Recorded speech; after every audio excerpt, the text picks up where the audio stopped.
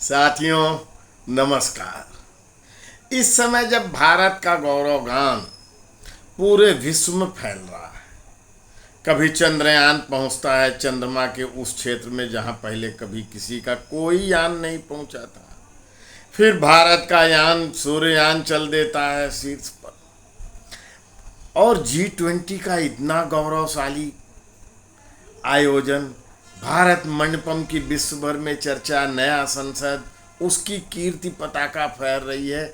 ऐसे में एक संकट खड़ा हुआ था कि भारत की जो सनातनी सभ्यता है, हिंदू धर्म है, सनातन धर्म है, उसको चौतरफा इंडी अलायंस प्रहार कर रहा था, उसको समाप्त करने की बात की जा रही थी।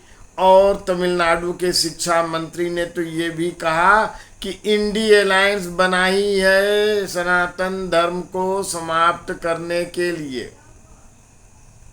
कांग्रेस के अध्यक्ष खड़गे जी ने कह दिया था कि मोदी जी को पुनः नहीं आने देना है, वरना सनातन बहुत शक्तिशाली हो जाएगा और बहुत प्रभाव आगे बढ़ जाएगा। उनके लड़के प्रियांक खड़गे ने भी सनातन को गाली दी थी, और तब तक बिहार के मंत्री चंद्रशेखर जी, शिक्षा मंत्री, वो भी गालियां दे रहे थे, और कर्नाटक के भी एक शिक्षा मंत्री गाली दे रहे थे। हमारे यहाँ समाजवादी पार्टी के एक मंत्री हैं, पूर्व मंत्री हैं, वो निरंतर गाली देते हैं। वो तो कह देते हैं कि हिंदू धोखेबाज होता है, हिंदू धूर्त होता है, हिंदू गिरा हुआ होता है। तो एड्स हो गया, डेंगू हो गया, मलेरिया हो गया, सबसे भयानक हो गया, और ये सब गालियां हिंदू को, हिंदू धर्म को चल रही थी। ऐसे में एक रूप बदलते हैं, आप कालनेमी कह सकते हैं, लेकिन मैं वो नहीं कहना चाहता हूं। राहुल गांधी का एक लेख, यद्यपि जो उसकी भाषा है, जिस ढंग की हिंदी भाषा है, उसको वो न पढ़ सकते हैं, न उसको समझा सकते हैं, न उसका अर्थ बता सकते हैं, न विश्लेषण कर सकते हैं, लेकिन एक भाषा आई, अच्छा लगा। हिंदू को उन्होंने अहिंसक, करुणापूर्ण, विश्व मित्र जैसा, विश्व बंधु जैसा वर्णित किया। हम भी मानते हैं कि वसुधैव कुटुंबकम हमारी पुरानी अवधारणा है, शाश्वत अवधारणा है, सनातनी अवधारणा है, पूरे विश्व के हितैषी हम हैं, पूरे विश्व के साथ सद्भाव और सौहार्द हमारे ही मन में पनपता है। इस धरती को माँ कहते हैं हम, भारत माता तो कहते ही हैं, लेकिन धरती को भी धरती माता कहते हैं।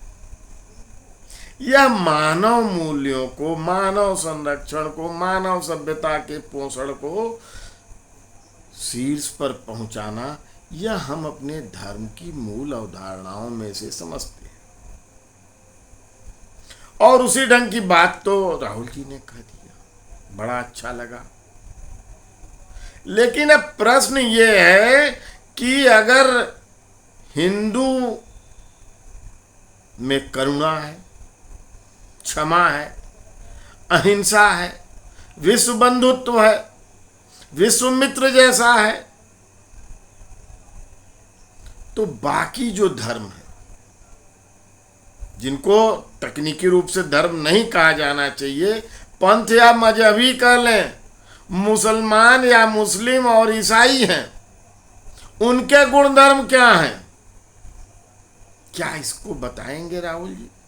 अब यह तो मुसलमानों और ईसाइयों के लिए गंभीर विषय बन गया है कि वे राहुल से पूछें कि आपने हिंदू धर्म का, हिंदुओं का गुणधर्म तो बता दिया, लेकिन ईसाई और इस्लाम को अलग कर दिया उनसे, तो इसका मतलब है कि वह गुणधर्म इस्लाम और ईसाई में नहीं है, उनमें करुणा नहीं है, उनमें क्षमा नहीं है, उनमें अहिंसा नहीं है, उनमें विश्व बंधुत्व नहीं है।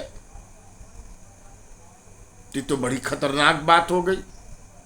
और अगर गंभीरता से इसे विचार करें तो ये घोर निंदा और नकारात्मकता पैदा हो जाएगी इस्लाम और ईसाई के लिए। तो राहुल जी को अब ये बताना तो पड़ेगा उन धर्मों के गुणधर्म, मजहबी चरित्र को, अन्यथा यही समझ में आता है कि यह घोर निंदा, तिरस्कार, घृणा का बोध दे रहे हैं।